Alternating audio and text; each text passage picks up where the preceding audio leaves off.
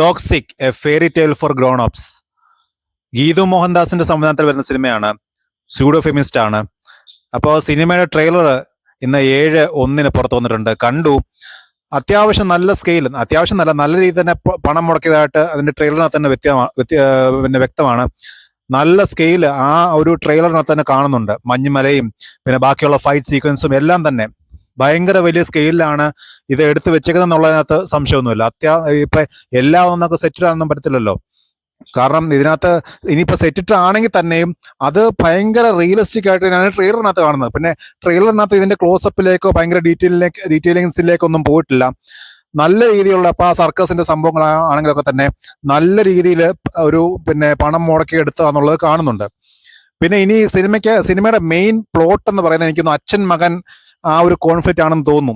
സിനിമയുടെ തുടക്കവും പിന്നെ ഒടുക്കവും ആ രീതിയിലുള്ള രണ്ട് പിന്നെ ഫുട്ടേജസിലൂടെയാണ് കാണിക്കുന്നത്. അച്ഛൻ മകൻ സംഭവമാണ്. എനിക്ക് തോന്നുന്നു പിന്നെ ഈ കിയാറ അദ്വാനി ആണെന്ന് തോന്നുന്നു യഷിന്റെ വൈഫ്. അപ്പൊ അതിനകത്ത് അങ്ങനെ കാണിക്കുന്നുണ്ട്. പിന്നെ ഈ അഭിനയത്തിനകത്ത് കുറെയൊക്കെ എനിക്ക് ഏച്ചുകെട്ട് എനിക്ക് ഫീൽ ചെയ്യുന്നുണ്ട് കേട്ടോ. അതായത് ഈ കിയാറ അദ്വാനി ഈ തുടക്കത്തിൽ തന്നെ കരയുന്നൊരു സീനുണ്ട്. അയാൾക്ക് എന്നെ ഇഷ്ടമല്ല എന്ന് പറയുന്ന സീനിനകത്ത് ഭയങ്കര രീതിയിലൊരു ഏച്ചു കിട്ടിയ ഒരു രീതിയിലുള്ള ഒരു ഡയലോഗ് ഡെലിവറിയും ആക്ടിങ്ങും ഒക്കെയാണ് എനിക്ക് തോന്നിയിട്ടുള്ളത്. അതിന് സിനിമയ്ക്കകത്ത് വരുമ്പോൾ എങ്ങനെയാണെന്ന് എനിക്ക് അറിഞ്ഞുകൂടാ. പക്ഷേ ഈ രീതിയിലുള്ള ആക്ടിങ് ആണ് സിനിമയ്ക്കകത്ത് ഉണ്ടെന്നുണ്ടെങ്കിൽ സിനിമയുമായിട്ടുള്ള ഇമോഷണൽ കണക്ഷൻ നഷ്ടപ്പെടും. അതിനകത്ത് ഒരു സംശയമില്ല. ഭയങ്കര ആർട്ടിഫിഷ്യൽ ആയിട്ട് ഈ ട്രെയിലറിനകത്ത് എനിക്ക് തോന്നിയിട്ടുണ്ട്.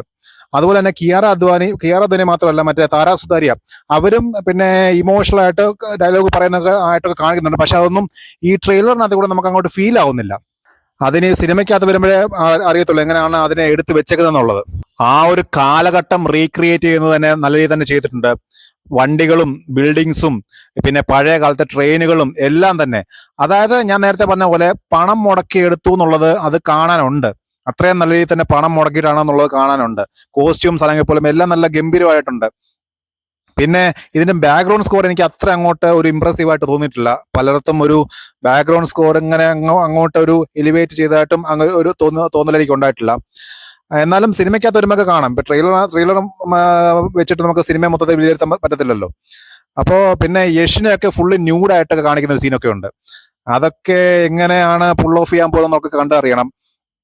എന്തായാലും ഫൈറ്റിനകത്തൊക്കെ ഒരു പിന്നെ ഓവറായിട്ടുള്ള സ്ലോ മോഷൻസ് യൂസ് ചെയ്യുന്നതായിട്ട് എനിക്ക് തോന്നുന്നുണ്ട്. പിന്നെ ഈ തെലുങ്ക് ലെവൽ ആ രീതിയിലേക്ക് പോകുന്ന അറിഞ്ഞുകൂടാ. എന്തായാലും അങ്ങനെ ആവാതിരുന്നാൽ മതിയായിരുന്നു. മലയാളത്തിൽ നിന്ന് സുദേവ് നായരുണ്ട്. പിന്നെ വേറെ ഏതെങ്കിലും ക്യാമിയോസ് ഉണ്ടോ എന്ന് എനിക്ക് അറിഞ്ഞുകൂടാ. പലരുടെയും പേര് പറയുന്നത് കേൾക്കുന്നുണ്ടായിരുന്നു. പിന്നെ ഫൈറ്റ് സീനൊക്കെ അങ്ങനെ തന്നെ ഭയങ്കര ബ്രൂട്ടലായിട്ടുള്ള മറ്റേ ചെയിൻ സോളും കൈവെട്ട് കാലുവെട്ട് അങ്ങനത്തെ പരിപാടിയൊക്കെ തന്നെയാണ്. ഭയങ്കര ബ്രൂട്ടലായിട്ടുള്ള ഫൈറ്റ് സീൻ തന്നെയാണ്. അത് നമ്മൾ എക്സ്പെക്ട് ചെയ്തേക്കുന്നതാണ്. കാരണം ഇതിന്റെ ടാഗ് ലൈൻ തന്നെ fairy tale for grown ups എന്നാണ് കൊടുത്തേക്കുന്നത്. അപ്പൊ ആ രീതിയിൽ തന്നെയാണ് ഇവര് ഇതിനെ കൺസീവ് ചെയ്തേക്കുന്നത്. എന്തായാലും ട്രെയിലർ അത്യാവശ്യം നല്ല രീതിയിൽ തന്നെ ഒരു ഇംപ്രസീവ് ആയിട്ട് തന്നെയാണ് അവിടെ എടുത്തു വെച്ചേക്കുന്നത്. പിന്നെ ഗീതു മോഹൻദാസിന്റെ നിലപാടിനെ പറ്റി ഞാൻ പിന്നെ പ്രത്യേകിച്ച് പറയേണ്ട കാര്യമൊന്നുമില്ലല്ലോ. അത് ഞാൻ കുറെ പ്രാവശ്യം പറഞ്ഞതാണ്. ഇനി വീണ്ടും അതിലേക്കൊന്നും ഞാൻ പോകുന്നില്ല.